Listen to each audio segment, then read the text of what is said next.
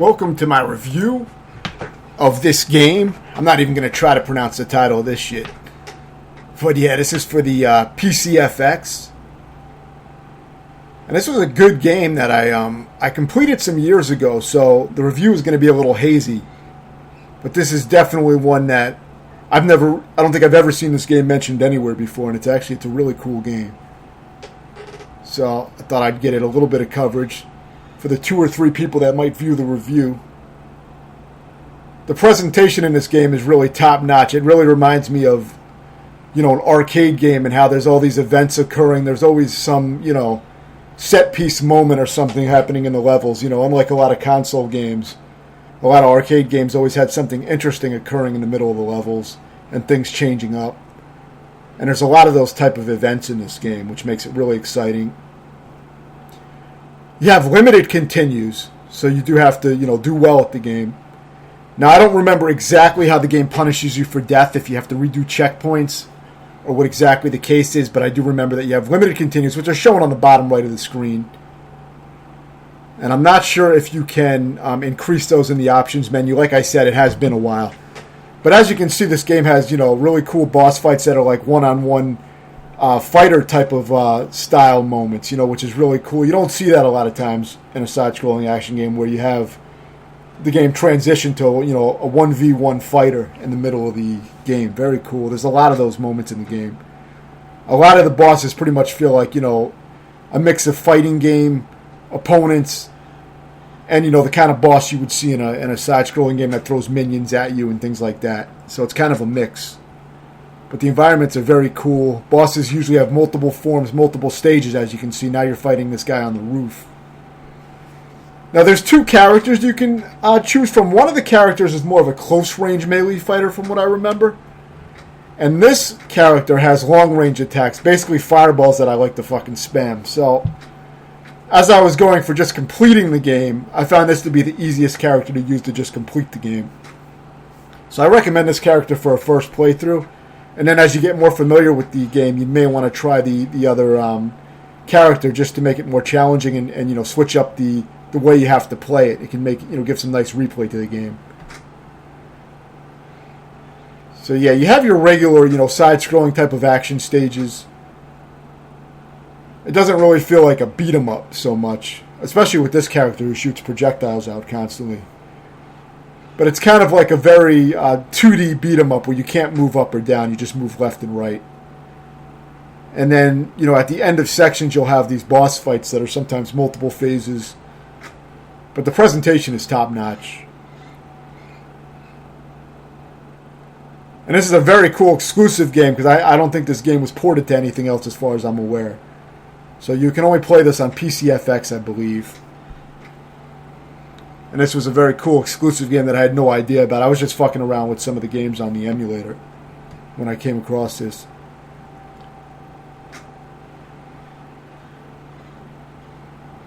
But yeah, with this character, I think you can focus mostly on spamming projectiles and you can pretty much, succeed that way. So it makes it a lot easier. And you do have some powerful attacks that you can kind of summon, I believe, as well, that do a lot of damage. But I don't remember exactly how you get those moves or how you save them up, because like I said, it has been a while. All this footage is taken from my my tutorial of the game and my playthrough, which I'll link in the description, and that'll go into more details about about the actual gameplay. I remember this game didn't take me too long to beat, so it wasn't a hard game with this character at least. But for an extra challenge, you can, try the other character, which is probably a lot harder. And there may also be difficulty settings. I'm assuming there is, but it's been a long time, so I don't remember if there was.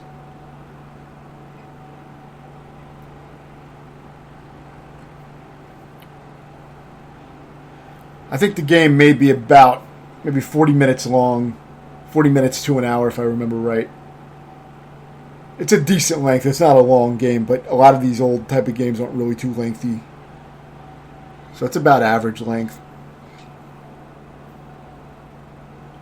This is a cool area where you fight in this parking garage, and then this boss forms from the parked cars. I thought this was a cool boss.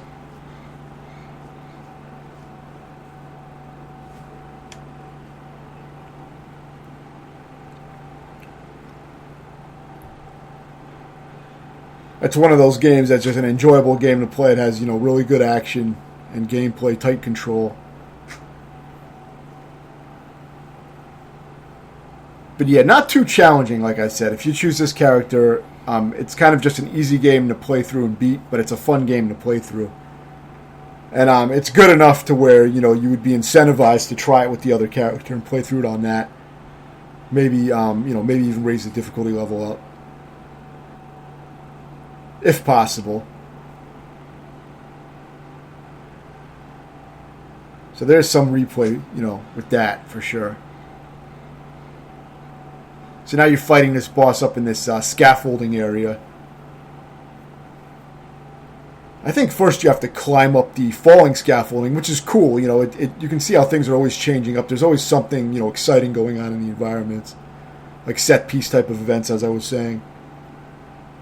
Which kind of sets it apart from a lot of, console games where there's not a lot of exciting events occurring within the stages as you move through. So I really liked the presentation a lot. That was a standout feature of the game to me.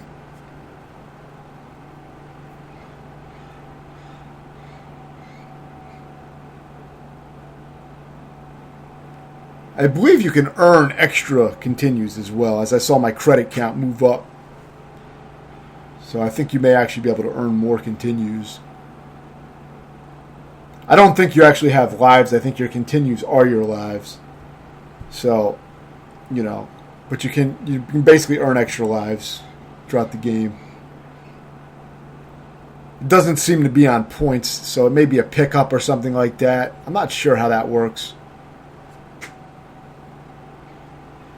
It also appears that the game may be 2 players. Which, see, I only played it solo, so I never tested that out. But I see in the upper right corner it says push 1 button. So I'm assuming that the game might actually be 2 players co-op. But I didn't explore that aspect of the game. If so, that would make the game even better, I imagine. It would be that would be cool to play it on 2 players. It seems kind of strange for such a a 2D type of beat 'em up to have 2 players on the screen at the same time. I guess you could get on either side of the boss or something, but there's not really, that much room for the other player to move in a different, location of the screen. If you could hit each other, then it would probably be pretty fucking sloppy. But hopefully they turn that off for the 2-player mode.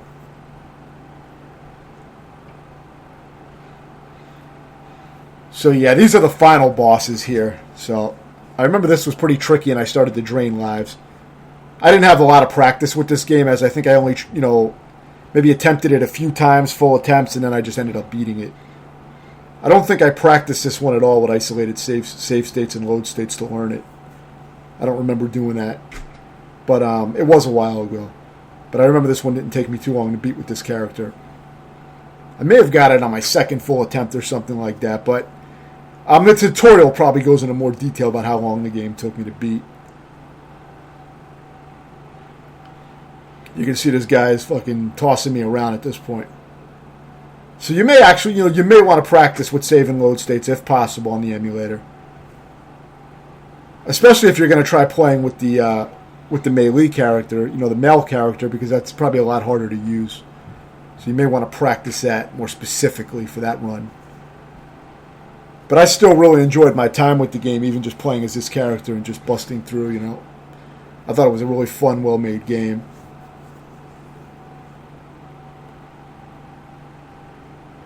I didn't feel like the game really had enough, depth to be on that, top tier type of level, you know what I mean? Like an 8 or above. So this is going to be another game that I'm probably going to give a 7.5 out of 10. I think it's quite a good game.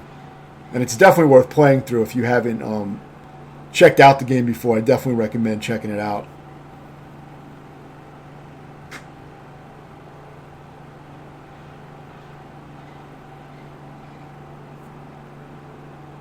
Yeah, so you can continue right where you left off. So yeah, it's pretty forgiving in that sense. You just have to make sure you have enough lives to get through. But as you can see, I did not practice this part.